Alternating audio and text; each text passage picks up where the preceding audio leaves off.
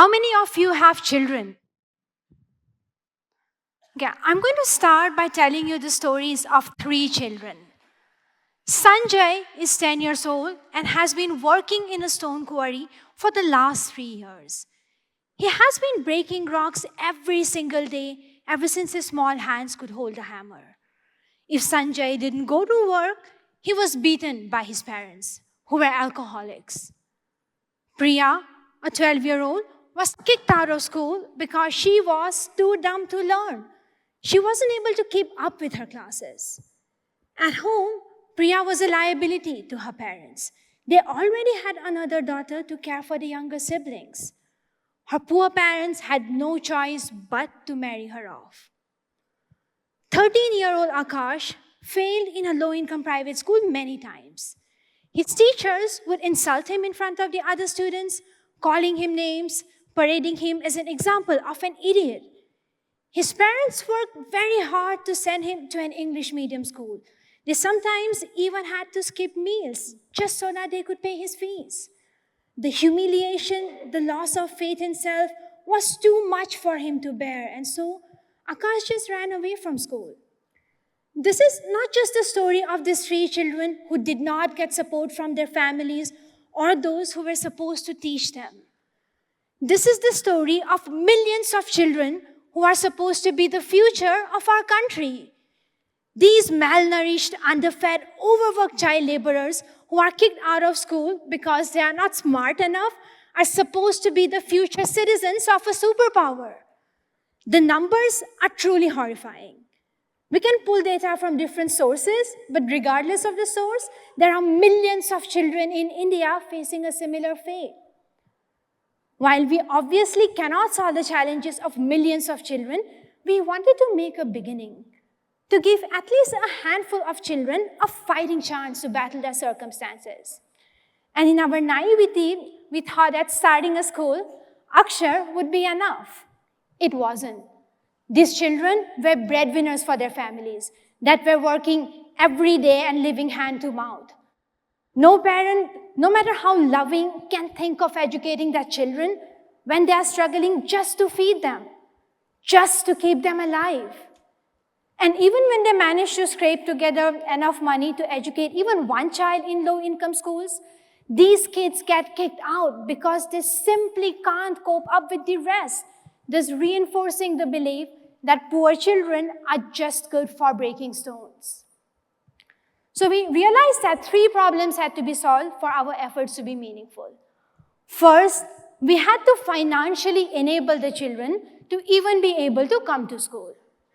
Second, we had to design our school and its curriculum around the realities of these children. And third, we had to create a sustainable system which would also boost the self-esteem of these abandoned future citizens of our country. So to help with the first objective, financial empowerment, we create employment opportunities for the students at school. So we train and pay older students to teach younger students every day.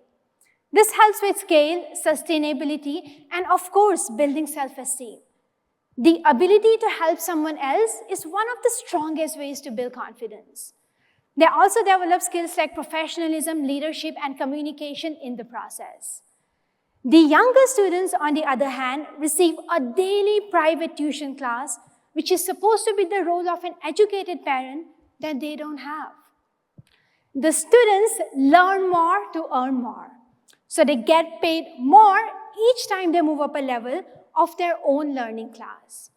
So we have developed like a software to track their individual progress and offer content to meet the needs of the student teachers and their students.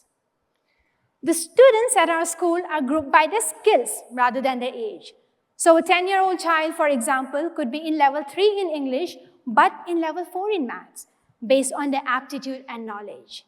So this flexibility and tailored approach allows students to learn different subjects at their own pace. It is well recognized now that there are multiple kinds of intelligence, but our school systems are still decades old, which sort students into categories of science, commerce, arts, and of course, bright, mediocre, and dumb, based on archaic metrics that have little or no relevance in our ever-evolving world. Our world doesn't just need good doctors and engineers. It also needs good lab technicians, paramedics, plumbers, carpenters, and electricians.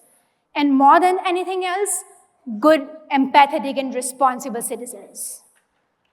Our students learn different job skills at school, and they learn to earn by putting their learnings into practice within the school itself. So if a bench is broken at school, the students repair it. If a fan is not working, they fix it. They clean their school and they maintain it. Older students, under guidance, school the next generation. They also print and design their worksheets and grow food for their meals.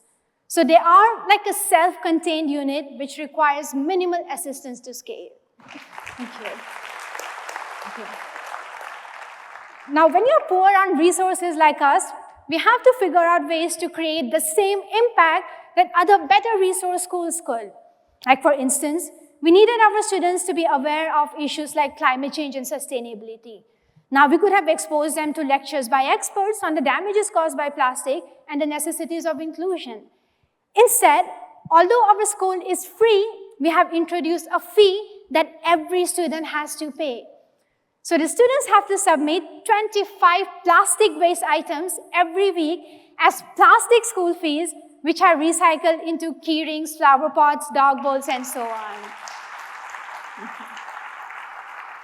So this not just raises awareness amongst the students and their families, but also dignifies labor. So it's like our own poor man's version of Swachh Bharat sustainability awareness and dignity of labor rolled into one. So the students are not just becoming aware of the social problems, but also learning how intelligent and collaborative solutions can solve such problems at their own levels. They become doers instead of cribbers. Oh, and when other students in the community heard about our school, they came on their own and enrolled themselves.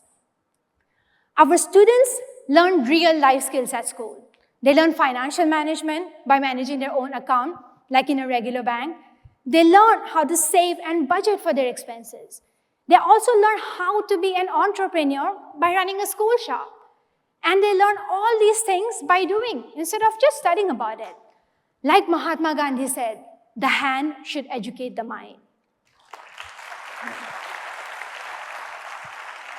I think the most important quality that our students have is adaptability.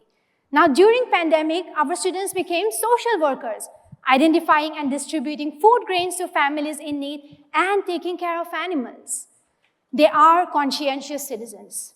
In fact, our students saved one of our younger girl students from trafficking by alerting us right on time.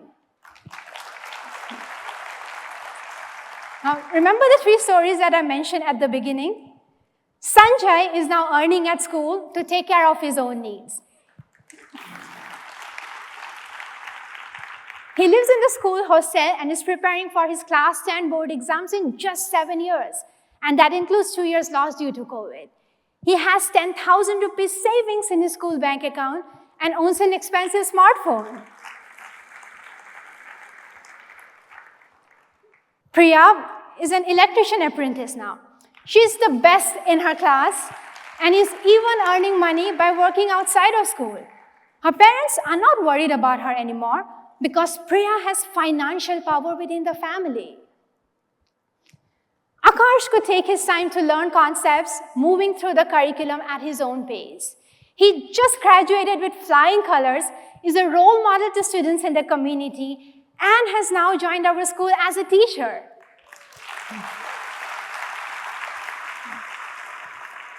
We would like to believe that every child in our school has the opportunity to unlock their true potential. This model works. 25 government schools in Assam are implementing this model now in phases where 7,000 students are learning, earning, and serving their communities.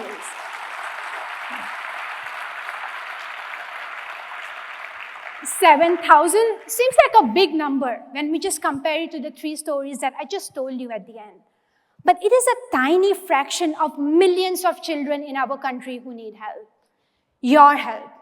Without which, these millions of children will remain the 3 stories that I told you in the beginning.